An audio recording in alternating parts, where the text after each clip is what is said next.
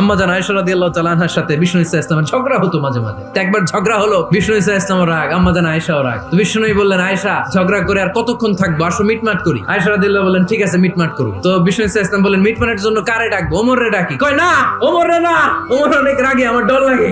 কয় তাহলে তোমার আব্বারে ডাকি। কয় ডাকেন। মেয়েদের মধ্যে এই অভ্যাসটা আছে না নাই?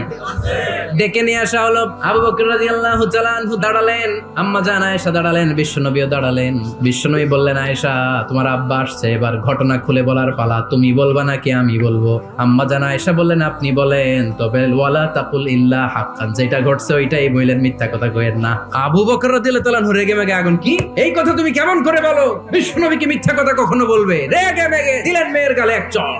বাবার হাতের থাপ্পড়কে আম্মা জান আয়েশা উল্টে বললেন।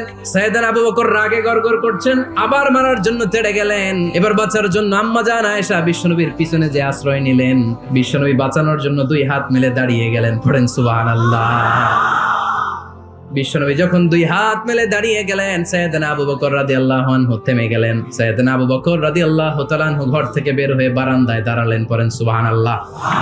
এবার বিশ্বনবী আম্মা জান আয়েশার কাছে যেয়ে বলেন, ইয়া আয়েশা কাইফা রাআইতিনি আনকাসতুকি মিনার রাজুল, দেখছো কেমনে বাঁচাইলাম? আমি না থাকলে ভর্তা বানাই ফেলতো আজকে। আমার লগে ঝগড়া করে তুমি।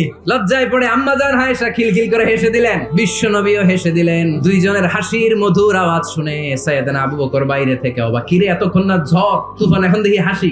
সালাম দিয়ে অনুমতি নিয়ে ভিতরে ঢুকলেন। ঢুকে দেখেন আম্মা জান আয়েশাও হাসে, বিশ্বনবীও হাসে। এই হাসি দেখে আবু বকর রাদিয়াল্লাহু আনহু হেসে দিলেন। আরশের উপর থেকে খুশি হয়ে গেলেন কে? এবার সাইয়েদনা আবু বকর রাদিয়াল্লাহু তাআলা আনহু বললেন, ইয়া রাসূলুল্লাহ, নবী আপনাদের মধ্যে ঝগড়া লাগলে সন্ধি করার জন্য আমারে যেমনি ডাকেন, আপনাদের হাসি খুশি আনন্দ খুনসুটি এই মজাদার মুহূর্তগুলোতে আমারে বঞ্চিত রাখেন না, আমার একটু ডাকেন। সুবহানাল্লাহ পড়ে। এই মুসনাদ আহমদ ইবনে হাম্বলের হাদিস শোনার উদ্দেশ্য হচ্ছে, বিশ্বনবী প্রথমে ওমর ফারুকের নাম বলেছিলেন। সাইয়েদনা আয়েশা বলে, না আমি ডরাই। একবার বিশ্বনবীর সব বিবিরা ধরলেন, ও নবী আমাদেরকে এটা দেন ওইটা দেন, ঘরে এটা নাই ওইটা নাই ওইটা নাই। বিশ্বনবীকে, আমার কাছে কিচ্ছু নাই, যদি এমনি আমার বউ হয়ে থাকতে চাও থাকো, তা না হলে যা লাগবে কিনে দেবো, সাথে সাথে তালাকও দিয়ে দিব।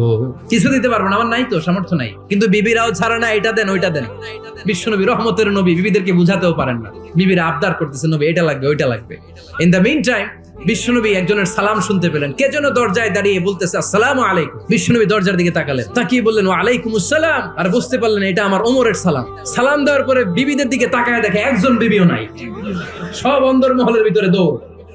বিশ্বনবী বলছেন, আমার শয়তান ইবলিস যদি তোমার কোনো রাস্তা দিয়ে হাঁটতে দেখে, শয়তান ওই রাস্তা রেখে দিয়ে অন্য রাস্তা দিয়ে হাঁটে। শুধু শয়তানই ভয় পেত না, মুনাফিকরাও ভয় পেত, জমের মতো ভয়। This is our super hero সাইয়েদনা ওমর ফারুক রাদিয়াল্লাহু তাআলা আনহু।